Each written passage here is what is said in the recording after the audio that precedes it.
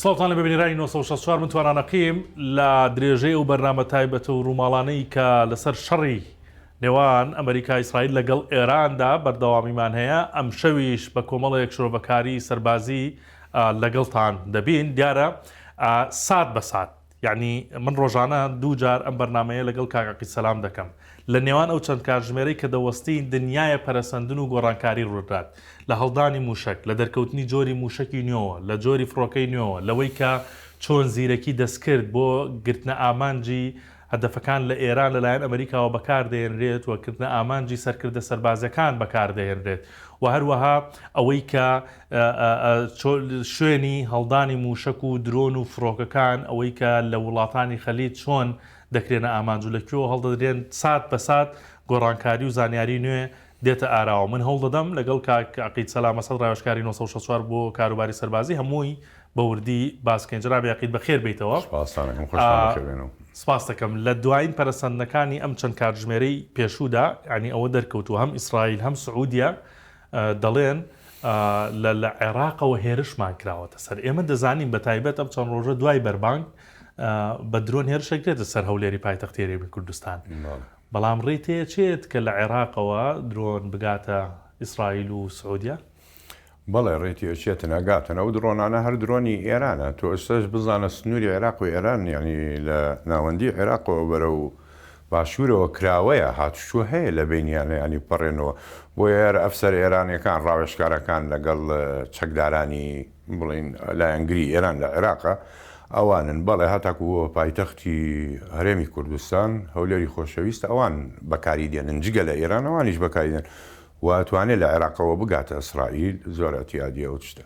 بەکاری دێنن. بەڵێ زۆر باشە. هەر لەسەر نرخی درۆنەکان پێشتریش باسمان کردو، بەڵام دەیلی میل دەڵێت درۆنێکی ئێرانی 35,000 دۆلاری تێ ئەچێت، یعنی تقریبا 3 دەفتەر و نیو بە زمانی خۆمان. بەڵام وەڵامدانەوەی و خستنە خوارەوەی تەکلیفەکەی نزیکەی 4 ملیۆن دۆلارن. ئەمە زۆر زۆرە، یعنی فەرقی نێوان و تێچووی ئەم دوانە. خۆی درۆن ئەگەر بڵێن شاهد 136 کە ئێران دروستی کردەوە 130 هەیە 120 هەیە، بەڵام خۆی گرنگەوەیە 136 کە دەست پێکرا، ینی لە 20,000 دۆلار بوو. نوسخەی هەیە بەگاتە 35,000 دۆلار. یعنی هەرتاکو تۆ بزانە مەچینەکەی کە بەسراوەتەوە پێی ماتۆڕی ئێرانیەکانە، ئەم ماتۆڕەکانە کە پێی بەسراوەتەوە ئەڕاتن ئەو فڕۆکەیە بێ فڕۆکەوان شاهد.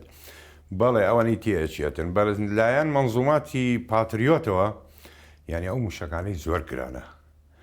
بەڵێ ئەگاتە 4 ملیۆن دۆلار. خۆی ئەو موشەکانە نوسخەی هەیە، ئەوە نییە یەک دانە بای 4 ملیۆن دۆلار بێتن، هەیە لە ملیۆن و نیوە دەست پێکات تاکو 4 ملیۆن دۆلار و هەشە زیاتر و هەشە SM ئەگاتە 25 ملیۆن دۆلار. لە 15 ملیۆن دۆلارەوە یەک موشەکێ ئەگاتە 25. ئەم جۆرانە بەکاری ناهێنن بۆ شاهد، بەڵام پاتریۆت و سادوانە بەڵێ بەکاری دێنن بۆ شاهد. یعنی تەکلیفەی خستە خوارەوەی درۆنێک دەیان بەرامبەری درۆنەکەی زۆر زۆرە تەکلیفەکەی خەیاڵیە. من باسیم کردووە وەختی خۆی، ینی شەڕی ئیکۆنۆمی تۆ ئەم درۆنانە تێگریتن بە مەلیۆنەها دۆلارات هەستێنی بۆ یەک درۆنێ بای 20 تا 35,000 دۆلار بێتن. زۆر باشە. تازە ڕوو نەبێتەوە کە ئەمریکا پشتی زۆر بە زیرەکی دەستکرد بەستووە لە ئەم هێرشانەیدا، لە دەستنیشانکردنی ئامانجەکانیدا. وەکو پێشتریش باسمان کرد زیرەکی دەستکردی کلۆت کە بەکاری هێناوە. ئێستا تازە باس لە زیرەکی دەستکردی تر دەکرێت کە بەکارهێنانی ڕۆبۆتێکە کە کۆمپانیای پلانتەر دروستی دەکات. ئەمە ئیشی چی بووە لەم هێرشانەدا؟ تاوان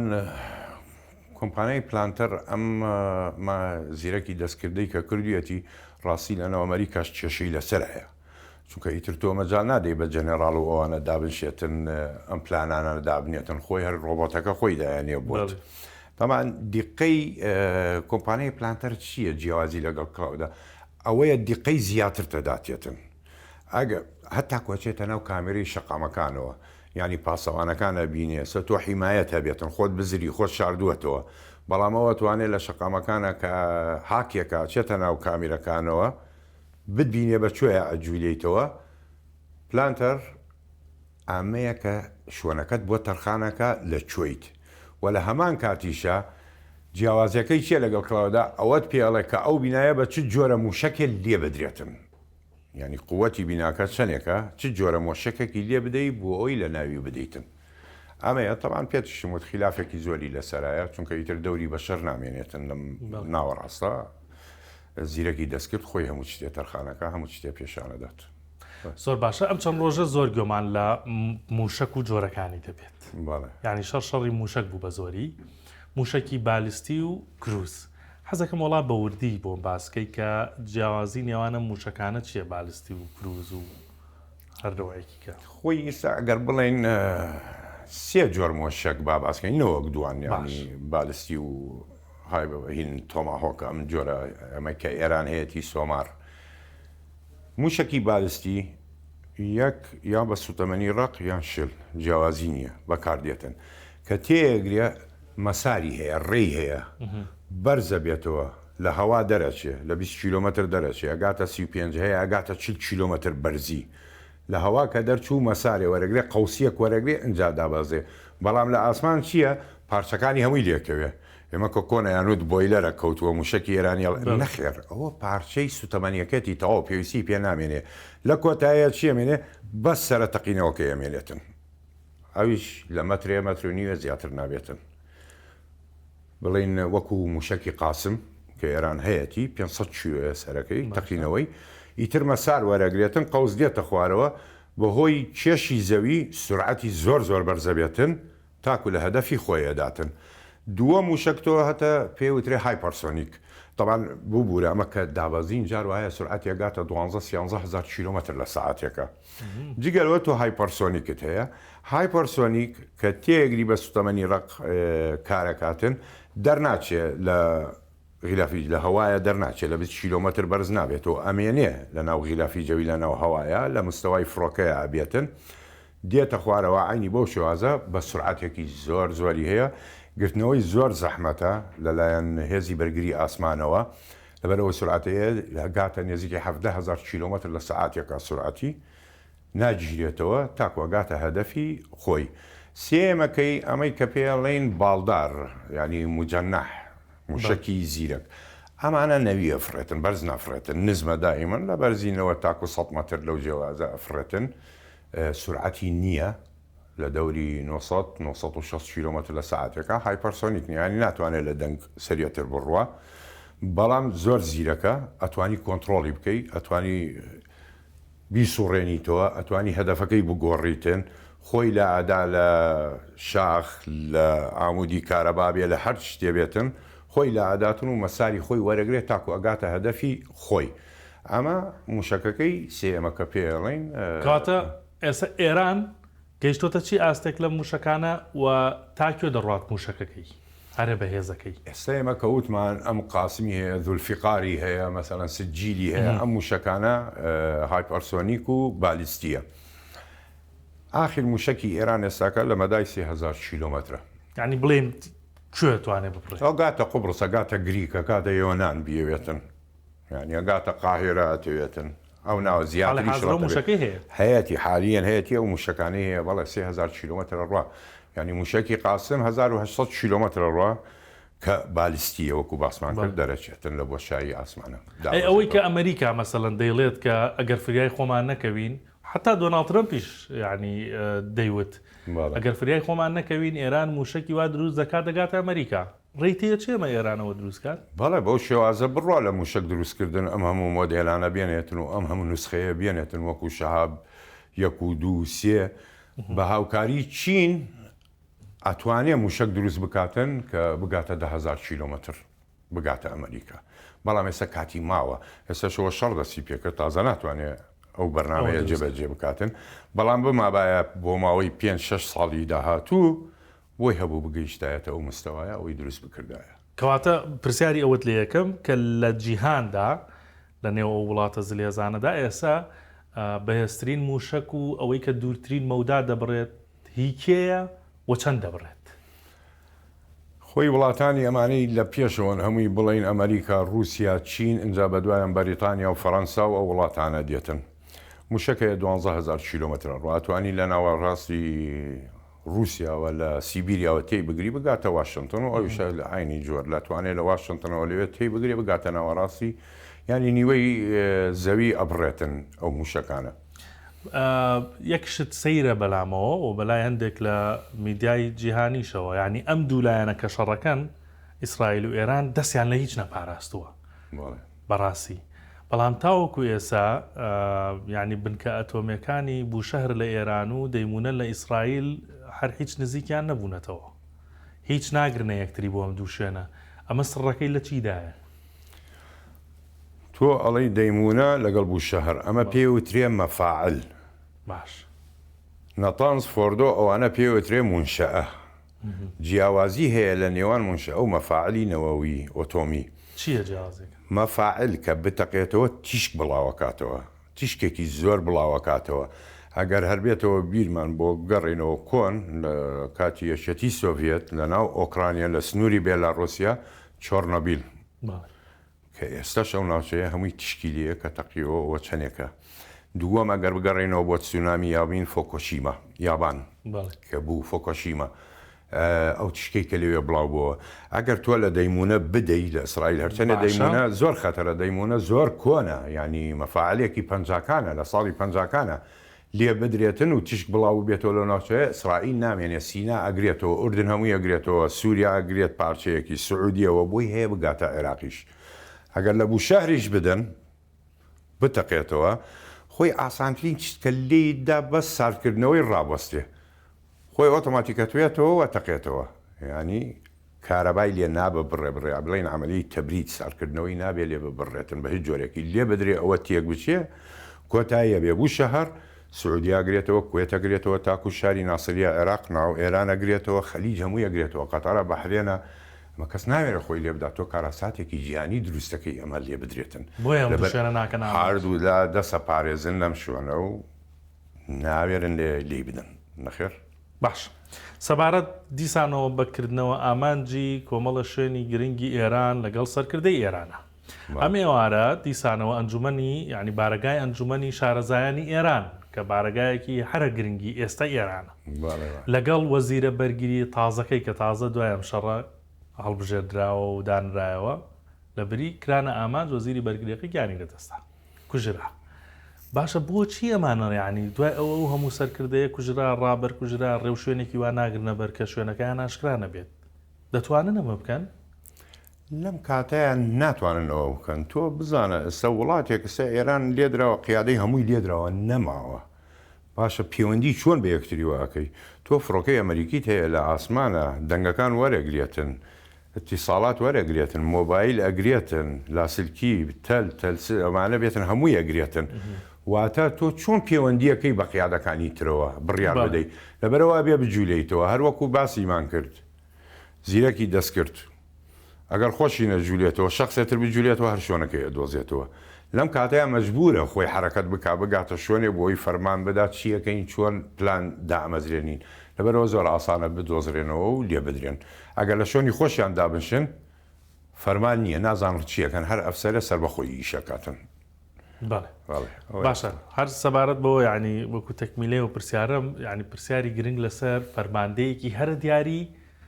ئێرانە کە چاوی ئەمریکاشی زۆر لەسرە بەڵام سەیرەکە لەوایە لە چەندین هەوڵی کوشتن ڕزگاری بووە ڕێفقەکانی کوژراون فەرماندە باڵاکان وەزیر ڕابەر بەس ئەو دەربازی دەبێت ئەویش فەرماندەی فەیلقی قودسی سوپای پازدارانە اسماعیل قائانی ئەمە چۆن ڕزگاری دەبێت کاک سەلام بەڕاستی اسماعیل قائانی زارێ و زەلامە موالی دیواب لە 1950 لە شاری مەشهەد لە جێی قاسم سولەیمانی هات ئەو زەلامە لە جەنگی عێراق و ئێرانە بەشدار بوو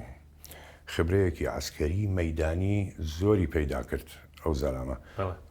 وابزانم لە 2012 کردیانە لەستی لەلایەن ئەمریکاوە لە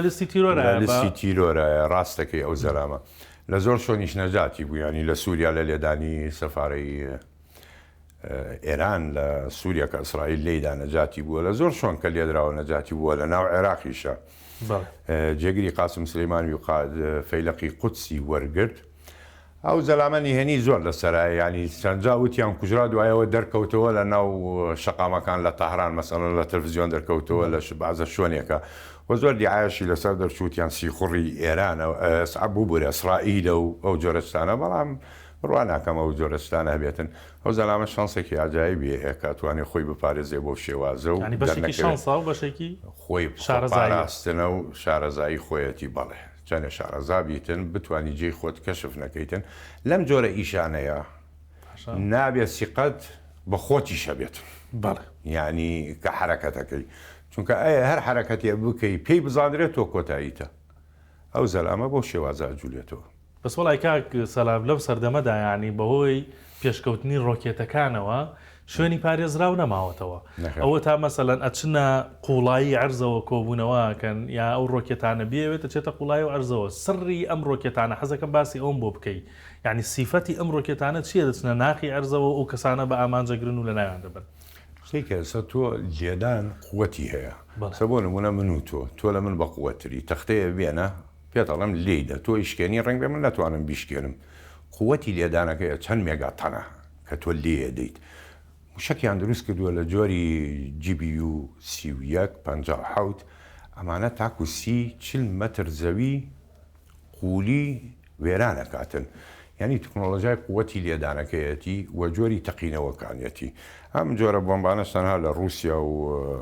ئەمریکا هەیە هەتاکو ئیسرائیل ئەمەی نییە هەیەی جۆری تری هەیە زۆر بەهێزە بەڵام بڵێ بگاتە 30 مەتر نانەخێر ئەوە لە توانای رووس و ئەمریکایە. باش یەک پرسیاری ترم هەیە لەوەی کە هەندێک بەڕاستی سیر بوو بەلامەوە دوێنێ وەزیری ڕۆشنبیری ئێران پۆستێکی کردبوو باسی لەوە کرد کە ئێمە سەدام لە 8 ساڵی شەڕی ئێران عێراقا چاری نەکردین و بەرپەرچماندایەوە بۆ توانایی تایبەتەی کە خۆمانەمان بووە ئێستا ئەمریکایەوە چارمان بکات ینی بەڕاستی لەم کاتەیە مقارنەکردنی سەدام و دۆناڵد ترامپ عێراق و ئەمریکا بە یەک دروستە ئەمە من وابزانەوە پێوە تازە لە خەوەسەوە مقارنی شوەنێکی لە نێوان سەدام و ترامپە هەرماڵە سەدام و ترامپ بڵێ عێراق و ئەمریکا چونکە ترامپ جۆ بایدن هەیە پێشی سەرۆک معدەلە گۆڕدرێتن بەڵام توانای ئەمریکا جیاواز ئەو تکنۆلۆژیایی ئەو هەیەی ئەو چەکەی کە ئەو هەیەی عێراق چی بوو لە چاو ڕاست عێراق هیچ بوو